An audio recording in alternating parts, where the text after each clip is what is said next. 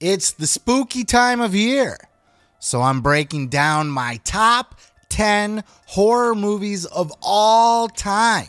My top 10, not your top 10, mine. Come on in. What's up, y'all? It's your boy Seth Grimes, and today we are jumping into my top 10 favorite horror movies of all time ever. Not the greatest horror movies of all time ever, just my top 10 favorites.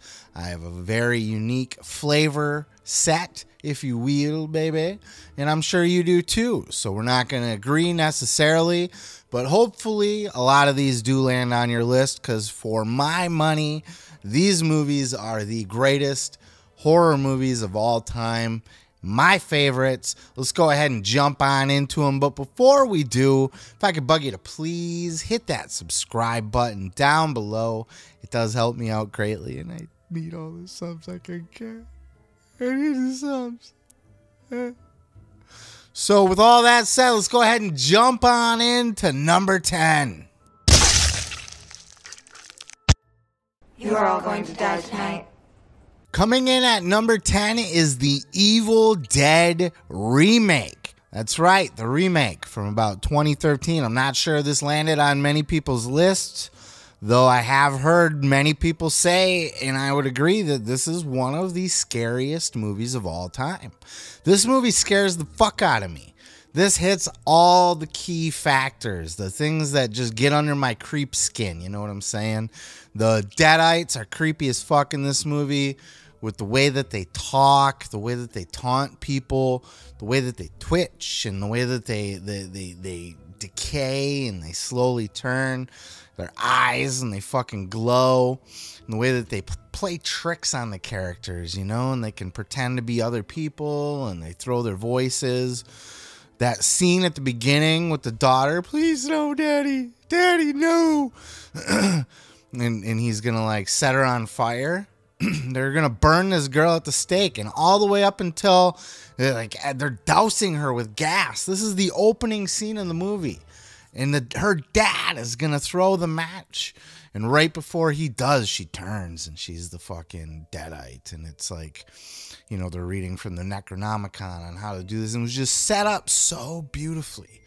And this movie hits every beat that you want a remake to hit. It tells the same story, but in a modern way. It switches up the characters. Ash is, you know, the main character is a chick now, you know, the Ash character, if you will, though this takes place in the same universe as Ash appears at the end of the, you know, like the end credit scenes or some shit like that. It tells a beautiful story about the addiction. It gives a great reason why she's there. You know, she's there with her friends to kick her drug habit and addiction, and you know, gonna go cold turkey or whatever. Needed them around, and just the deaths in this movie. The girl that saws her fucking you just, the way that they present it too. Like you can hear the, like, the, not to turn this into an ASMR jerk off session, but you hear the shit. The sound design on this is incredible. You hear it before, and then she turns and she's just giving herself a Glasgow smile. And you got the girl with her fucking arm gets sawed off, and she's shooting the nail gun at everybody, and that poor fucking nerdy idiot that opens the book. This was just so well done. It was scary. The production value upped its game. It didn't betray the original series in any way at all. In fact, it brought it to a new level, because The Evil Dead was always kind of campy and cheesy, and this brought in the serious version. And now I have not seen Evil Dead Rise yet. Full disclosure there, but it seems like they're still going in that same direction of making it more real and darker, and I'm fucking love it. I'm here for it. Number 10, the Evil Dead remake.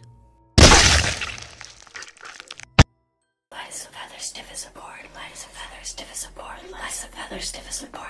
Coming in at number 9 is The Craft. Everybody's favorite witchcraft movie, right? We are the weirdos, mister. I fucking love this movie. This movie was so well done. It's so 90s. It was pre-Scream, where the 90s horror genre was really trying to find its place, right? It was kind of dead after the 80s, and it was kind of lost going into before Scream hit. It didn't really know what to do with itself. Horror movies seemed to be on a fast decline. And The Craft came out really right around the time that Scream did. Nev Campbell, Skeet Ulrich were both in there, and it kind of broke both of them into the horror genre. And my God, Fairuza Balk as the evil main witch, as Nancy. I have a Funko Pop of Nancy, actually. I fucking just love The Craft. Everything we know about witchcraft as a culture came from this movie, essentially, right? The power of three, anything that you put out into the universe comes back threefold. So you gotta, that whole thing, and the light as a feather, stiff as a board, and all of that shit, right? The witchy tropes. Other movies, we get the vampire tropes, and it's always the same thing with the garlic and the you can't enter and all that.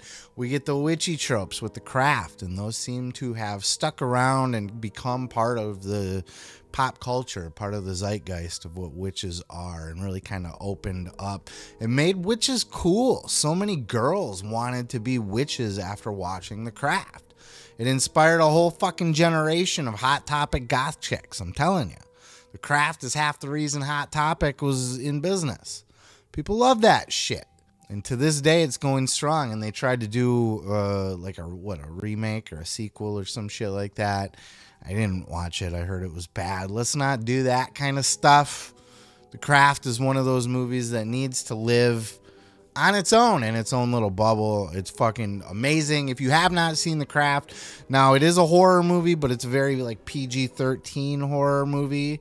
I don't know what its actual ranking was, but it's not that gory or violent or not even particularly scary, to be honest. But the story is fun, and Fairuza Balk is terrifying. She's a fucking.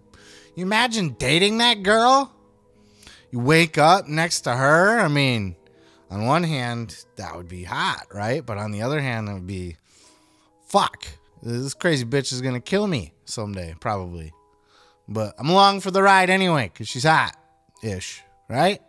I don't know. We're off the rails here. Let's go ahead and move on to number 8.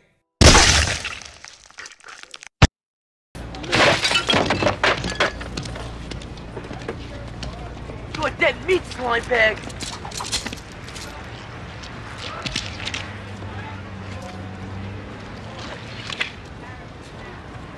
Yo, man, it's cool. It's cool, man. It's cool. Coming in at number 8 is Friday the 13th, Part 8. And no, I didn't do that on purpose just to be cute. And yes, you heard me correctly. Friday the 13th, Part 8. The one where Jason takes Manhattan. I know what you're saying.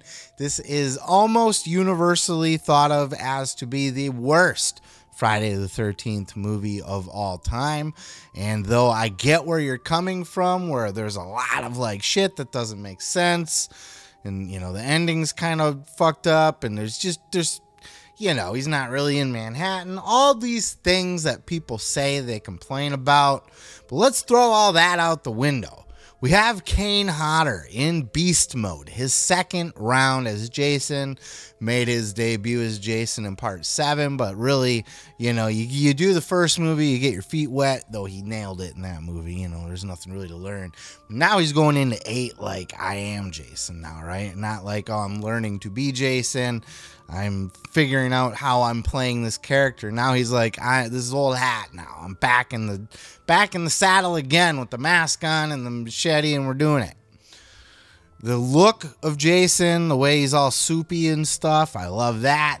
This movie was so fucking 80s with the music and the presentation of all the characters, the coke chicks with the hair, and the fucking the boxer guy, and the fucking just the people in New York, the junkies in the alley, the rapist junkies, and just the vibe of New York being a shithole to begin with, as it is now. But it was back then in the 80s too, before it got cleaned up for 10 years and then went to shit again.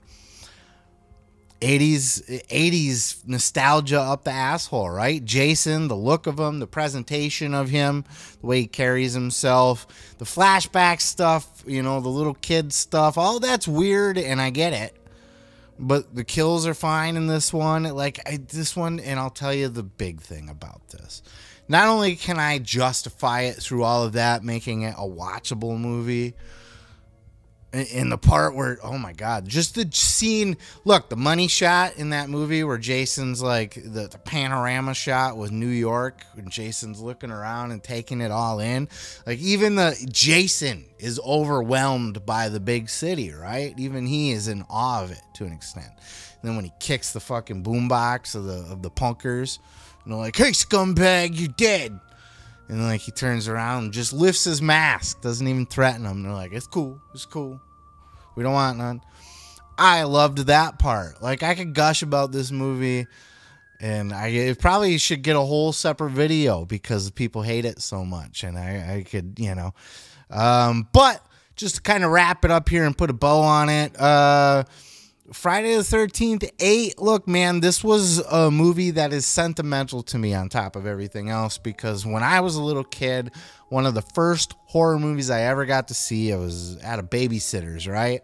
And they got me The Land Before Time. And that's how little, and that's how long ago. And they rented me The Land Before Time, and then it was bedtime for the kiddo. And then the adults had rented Friday the 13th, Part 8. Jason Takes Manhattan. And guess what I did?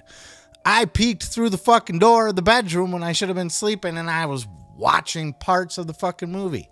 So I have a sentimental, the Jason in the city of New York is ingrained in my brain.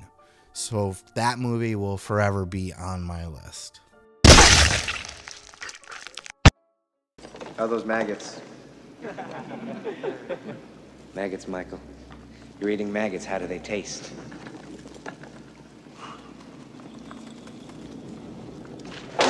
Leave him alone. Number 7. Thou shalt not fall. What could I possibly say about The Lost Boys that has not been said? The Lost Boys, number 7. One of the greatest movies, certainly the greatest vampire movie of all time, is it not? Who could argue?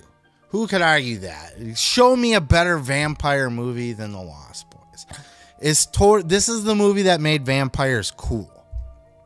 Vampires were creepy, or like the rich, pretty, like handsome, debonair, suave, the very Dracula-esque, or the creepy Nosferatu-esque. Those were your vampires pre-80s, pre-Lost Boys, and Fright Night also did a lot.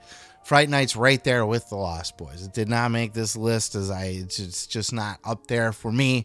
But if I did a top 25, certainly a top 50, Fright Night's on it. I mean, Fright Night's great, but we're here to talk about The Lost Boys. But the two of them redefined vampires in the 80s, and they made vampires cool. Now they were like the fucking edgy guys, the punkers out on the edge of town, you know, with the spiky mullet hair and the earrings and the leather jackets, and they ride motorcycles. The cool guys, right? It made them the 80s cool guys, the Fonzies of the 80s. Oh, Fonzie! Hey, don't worry, huh? Come on, the Fonz can handle a vampire.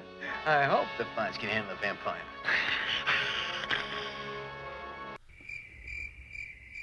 That was a horrible reference. I apologize for that. But you get the point. The Lost Boys, so fun. The characters were so unique. The Kiefer Sutherland in that movie was fantastic as the lead vampire. He was so like, maggots, Michael, you're eating maggots. Come with us, Michael. Be one of us. Oh my God. It was so fun. And then you have that story, which is fun in itself and was probably enough to carry the movie. But you have the secondary story of the younger brother, the two Coreys. Again, 80s nostalgia. Anything with Corey Feldman is a huge win. Corey Feldman, Corey Haim, both in this.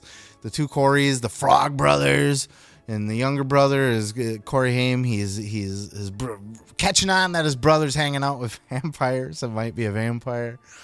And he goes to the Frog Brothers who work at the comic book store for help. And this is a great little sidebar story that like adds like a lightheartedness, a comic relief.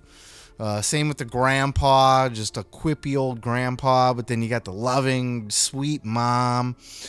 Oh man, this movie, it's 80s nostalgia. Everything that you want in the 80s is there.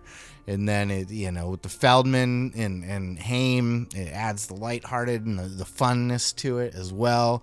And they're like plotting to go kill vampires, and they go into the cave and they stick bloodsucker, and then they fucking, you're dead meat. The movie's so good.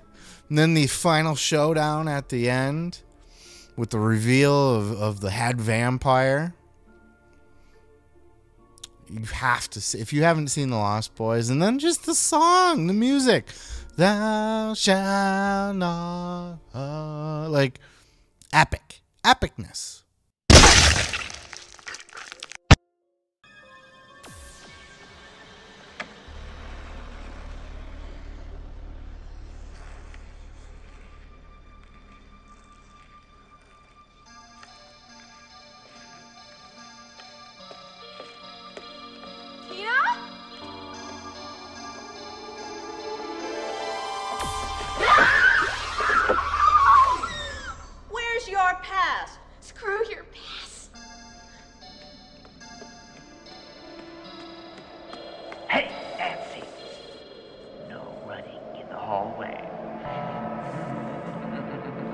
Number 6 for me is Nightmare on Elm Street. The original Nightmare on Elm Street.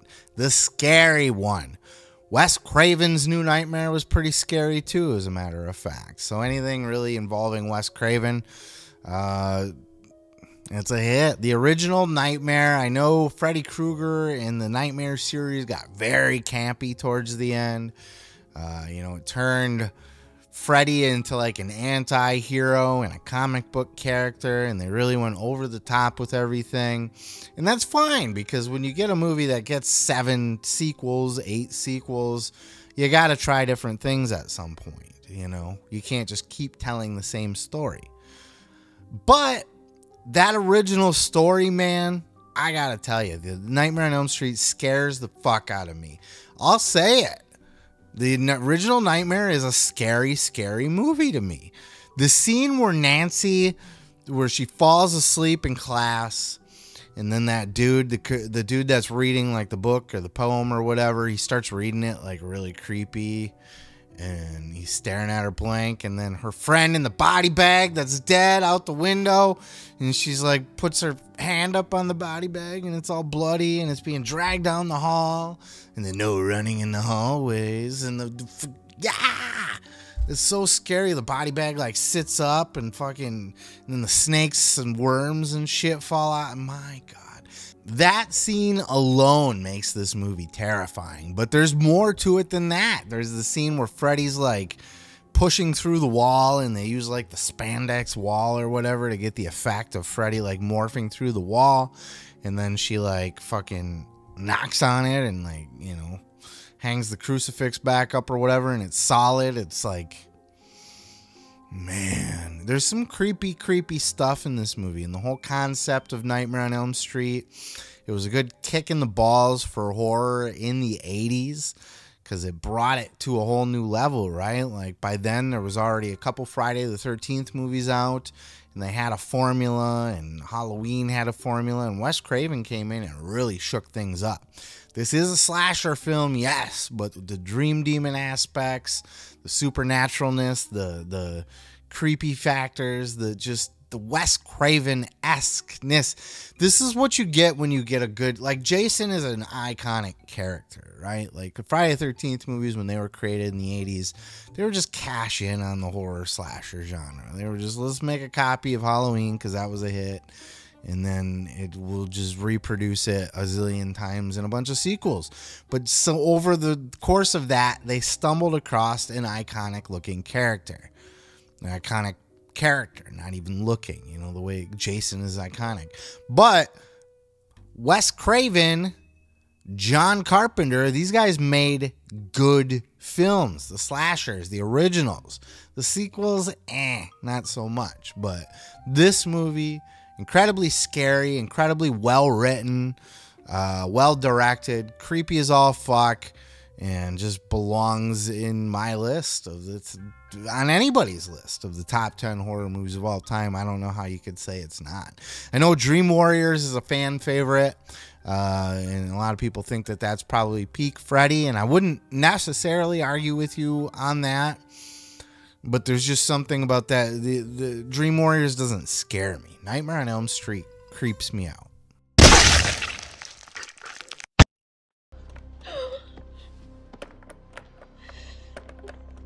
Mom, is that you? No, it's me. Yara? Yeah. Don't open the door! See? Everything's okay.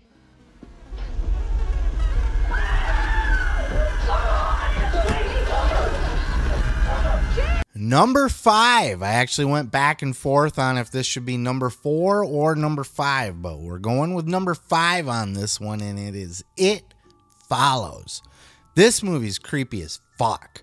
This movie, the sexually transmitted demon movie, I think it's a lot deeper than that.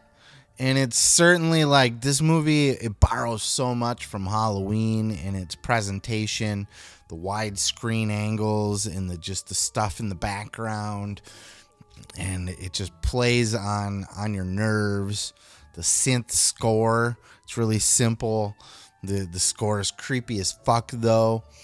The timelessness of this movie, like there's the futuristic Polly Pocket iPhone fucking pad thing that she's playing with, but the old school like 80s TVs or 90s TVs or whatever, you know what I mean? Like everything's just slightly timeless or out of place, but this movie is the creep factor in this movie. For when you pitch it to somebody, what's this movie about? It's about a demon that's sexually transmitted or whatever, it's like, okay, that sounds cheesy, but when you watch it in execution, the way that this thing, the thing that follows, the way that it follows you, the way that it just walks slowly towards you, and the way that it takes on the look of other people, your family, deceased relatives, or just really like the girl, like little things like there's that lady, she looks like some sort of trauma victim, we'll just say that. That pees on the floor, the girl that breaks into the kitchen, and then the big lurch motherfucker that goes through the doorway. I can't tell you, this is like a go-to like date night movie for me. It's always like you put it on every time you have a new date or whatever, and it's just like, okay, well, let's watch this movie. I've seen it 1,000 times. But that one gets the reaction from them every single time. Any new person I present this movie to, they see that fucking scene where the guy lurches through the doorway, and it's unnerving. And it's something so simple. How can you make something so simple as just a big tall guy ducking through a doorway so terrifying? This movie does it. The old lady that while she's in school, that's like chasing her through the school, chasing her because she's walking, but she's like in a nurse's gown and she's got like the knee brace on, and it's like it's just so unsettling. And there's a sexiness to this movie because there's always lots of banging going on, and they're trying to fuck other people to get this thing away from them. And there's a loss of innocence and a whole motif there with like a loss of innocence and like losing your virginity, so to speak, and how it's not what it seems, and now it's this almost kind of like a guilty feeling, and it's I don't know, man. This is just touches on so much shit. It's so smartly written. It's so even more smartly filmed. It's got that creep factor, like I said, the score, and even up to the very end, you see just that vague, leave it up to your interpretation ending of somebody's walking behind them in the background. But it could just be somebody walking behind them in the background. They don't focus on it or anything like that. It's just left up to interpretation. Is it still out there? Is it not? Who knows? If you haven't seen it, Follows. This is should be considered an all-time horror classic. And I think as the years go on, I think it will be fondly remembered as that. You know, it's a little bit new still. It's not too new. I think it's almost 10 years old now, but I think it's still a bit too new to be like a legendary status, but I think it will over time. I think 20, 30 years from now, people will look back when they're doing movie reviews and movie like rankings or lists or whatever. I think It Follows is going to be a movie that's brought up till the end of time, to be 100% honest with you. It's not one that's going to get lost. This is a very good movie. Happy Halloween. Screw you!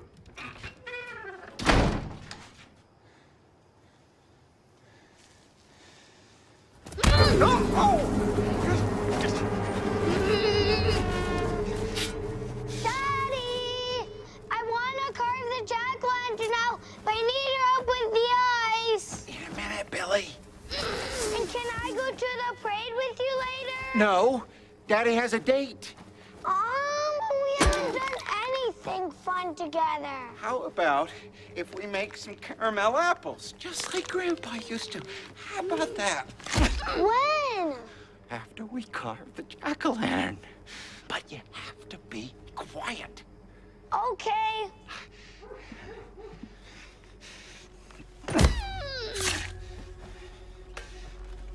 But don't forget to open with the eyes.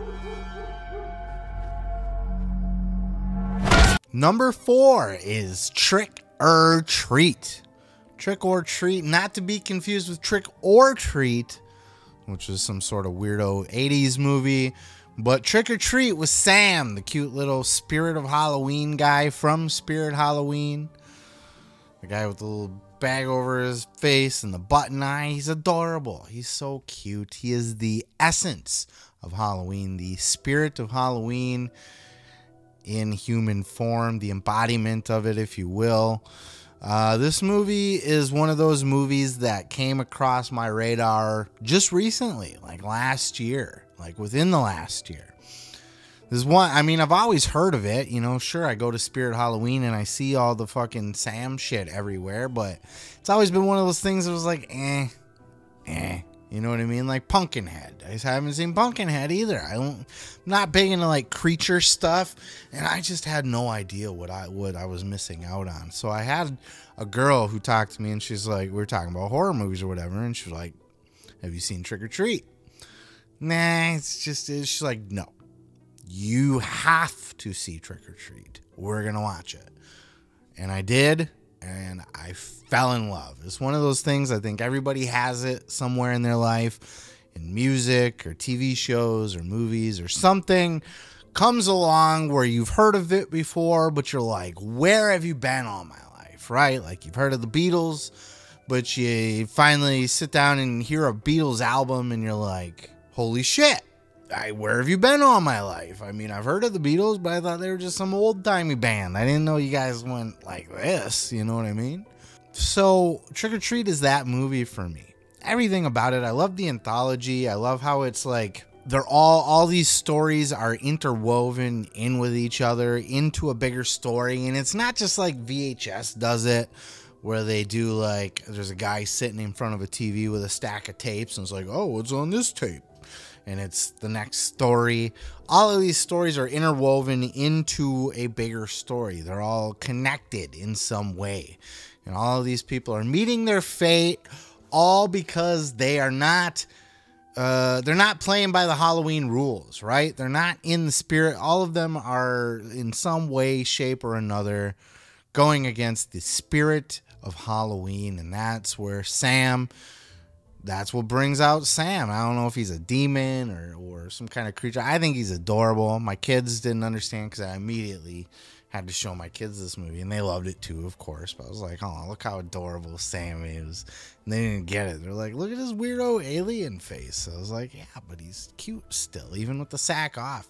He's so adorable the way he drags. He's got like a little bit of a Linus thing where he drags his blankie around. He's dragging his little pumpkin sack, and he's got a sucker. And he just loves Halloween. That's his jam, right? And all these stories interwoven. You got the vampire creatures, or the werewolves, not the vampires, the werewolf creatures. That was a good spin because you thought, it was a play on the Little Red Riding Hood, and you thought she was going to be the victim, but she turns out to be the killer. She kills the guy who's the other killer, and he's burying people in his backyard, and him and his kid are carving up a head. There's just so much fun stuff going on in this. The bus of the old creepy trick-or-treater masks and stuff. All those ghosts come to visit that guy at the end. Everything. It sounds overwhelming, but man, this movie's so fun. It's so well made. It's so creative. Apparently there is a sequel in the works. And it's being made by the same people. They said they have a script finally, and that they're very happy with it. And that they have the same storyboard guy, which is important because the way that everything interweaves with each other, you have to visually lay that out because they're not just connected. They interweave. There's people in both. It all interacts with each other. So it's masterfully done. I'm excited to see what a sequel can bring to the table. I highly recommend you see this movie if you haven't yet. Trick or Treat, one of the greatest Halloween movies of all time. Period. End of story.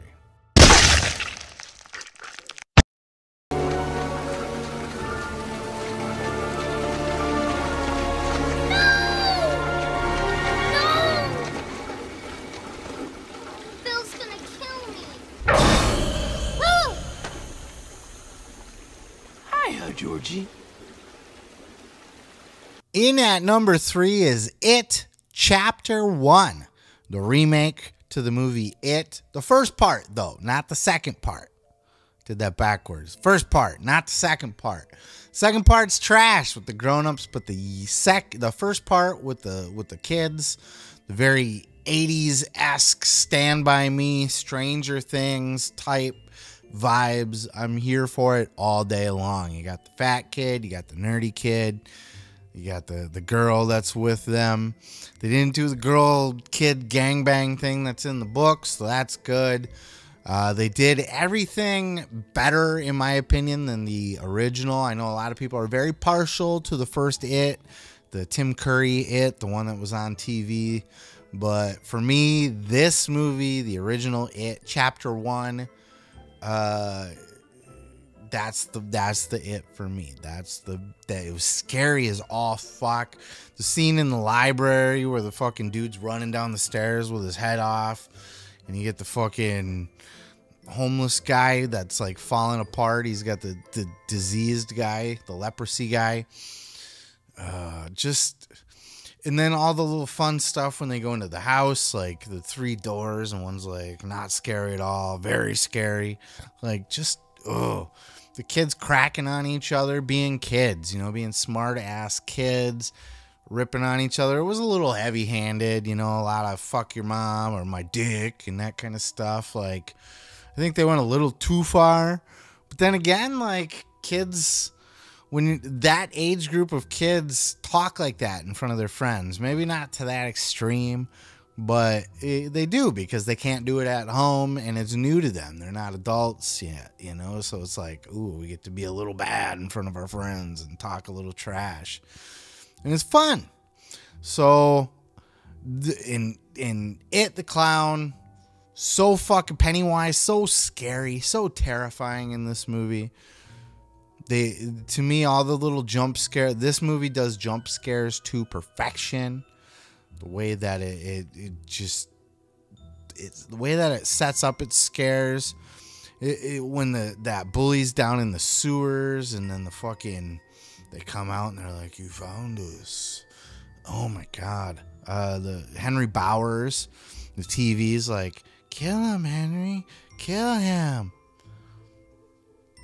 All of it. This movie is creepy as all fuck. It scares me. I think if I want to sit down and I want to be scared, even still on like the 5th, 6th, 7th watch, I think if I want a good scare, or if I want to got a date with a chick or something, we want to scare her real good, it's the movie you throw on. It's creepy as all fuck, and it's really well made. And for a remake, I talked about how at the beginning, like the Evil Dead remake might be the greatest remake of a horror movie of all time. And now technically it is a remake of a TV series, a made-for-TV series. I still, maybe you could say that is the greatest remake of all time, because it did everything perfectly. It didn't, like, you can still have your Tim Curry Pennywise. They didn't try to do Tim Curry. They recreated Pennywise into something, it's still very much the same, but like different. And it was just so terrifying. Now for the real question. No! Well, you're doing so well. We can't stop now. Stop, leave us alone. Then answer the question. Same category.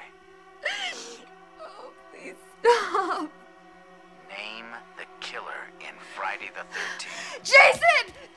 Jason! I'm sorry. That's the wrong answer. No, it's not. No, it's not. It was Jason. Afraid not? No way. Listen, it was Jason. I saw that movie 20 goddamn times. Then you should know Jason's mother, Mrs. Voorhees, was the original killer. Jason didn't show up until the sequel. I'm afraid that was a wrong answer. You tricked me. Lucky for you, there's a bonus round. But poor Steve, I'm afraid he's out.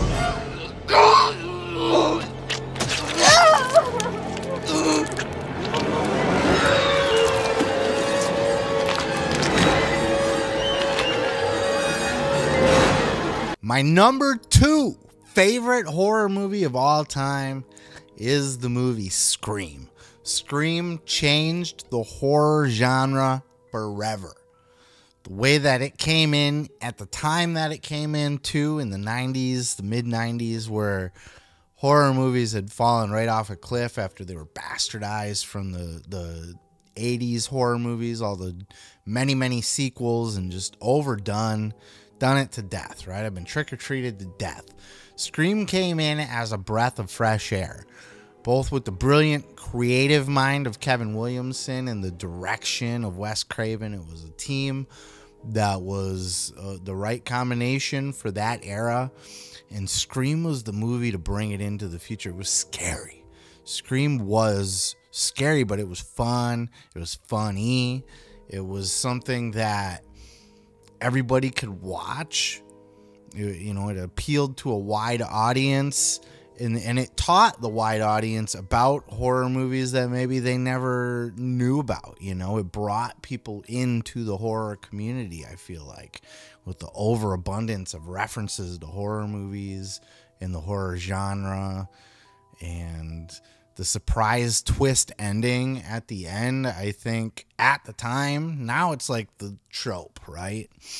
And especially Scream has bastardized it themselves. It's always a whodunit and then the big Scooby-Doo reveal at the end. But at this time, for the original Scream, that was groundbreaking. And it was 2 killers. That was the other big twist. And they kind of put it in your face the whole time, who the killers were. But you're like, nah, it's too obvious. And it was so well done. The kills are great. The production value, it's one of the smartest, most groundbreaking, most game-changing horror movies. It revolutionized horror. Scream is, I think, it's that bullet point in horror history. I think, there's Halloween, and then there's whatever, maybe in the 80s or something. And then there's Scream. And I don't think, don't think there's really anything. There's only a handful of movies that could really ever be up in that echelon for not only what it accomplished, but how good it is too. It changed the game. Scream is one of, if not the greatest horror movies of all time. If you came out and said Scream was the greatest horror movie of all time, I don't know that I would argue with you. It was smart. It was funny. It was exciting. Everything about it. Just there's nothing bad you could say about Scream, other than it was kind of pussy, right? Like there was not a lot of super gore in it. It wasn't like, it was kind of a clean cut horror movie too. But I think that was also by design, because they brought in a wide audience for this. This appealed to a lot of people, and that's another reason why it's so iconic. Before we get into the number one favorite horror movie of all time, we have to take a look at a couple honorable mentions that I do have here aside. The Texas Chainsaw Massacre remake. I mentioned this in the list when I was talking about the Evil Dead remake. The Texas Chainsaw Massacre remake is a fantastic remake. It's scary as fuck. It takes everything from the original Texas Chainsaw Massacre, but kind of updates it, gives it more production value, a higher budget, puts it in the modern era, and makes it scary. Not that the first one wasn't scary, but it made this one scary too. It was a very well done remake. Psycho Goreman. For horror comedy, I don't know that you can get much better than Psycho Goreman. You know, it's the heckin' best. What else can I say? You know, there's hunky boys in it. The whole thing is fun. It's a fun horror movie. There's lots of gore and splatter and shit going on, but it's got a fun little cute little comedy story too. Child's Play 2. This was the first horror movie I watched all the way through. You know, I talked about Friday the 13th Part 8 and how that was one that I kind of got peeks of as a kid. The first movie was over a friend's house. I was like 7. I was outside playing, and we were all just sitting around some neighborhood kid's house, and his parents weren't home. And he played Child's Play 2, and we all sat in his living room and watched the entire horror movie at fucking 7 years old. And it didn't scare me because it's Child's Play, but Child's Play 2 will always hold a special place in my heart. Not just because of that, but because I do think it's probably the best in the Child's Play series. Of all of them, it's the best one. In my opinion, it does Child's Play. It does Chucky the best. But come at me, bro, in the comments if you disagree. And Idle Hands was the last one on my list. A horror movie, a horror comedy, a stoner movie. Very 2000s, but it was, you know, the Devon Sawa and stuff, but it was so good. It's such a good movie. It's still creepy. It's still got scary moments, but it's fun. It's funny. It's well made. Highly recommend you check out Idle Hands. I think that's highly underrated, by the way. It slips on. I don't hear anybody hardly ever talk about Idle Hands. Fantastic movie.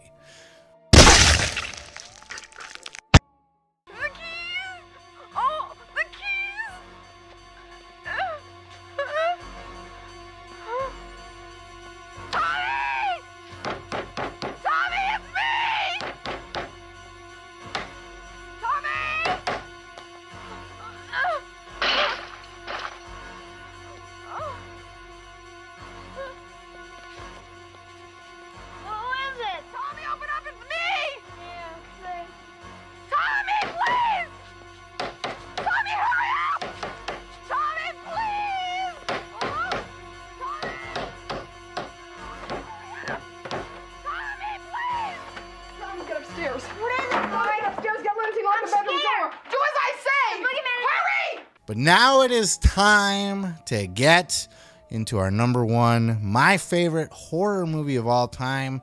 And of course, I'm sure you've guessed it by now, as it has been very conspicuous by its absence on this list. And that's Halloween, the original Halloween, John Carpenter's Halloween. What hasn't been said about this movie that I could possibly say? This movie reinvented horror movies.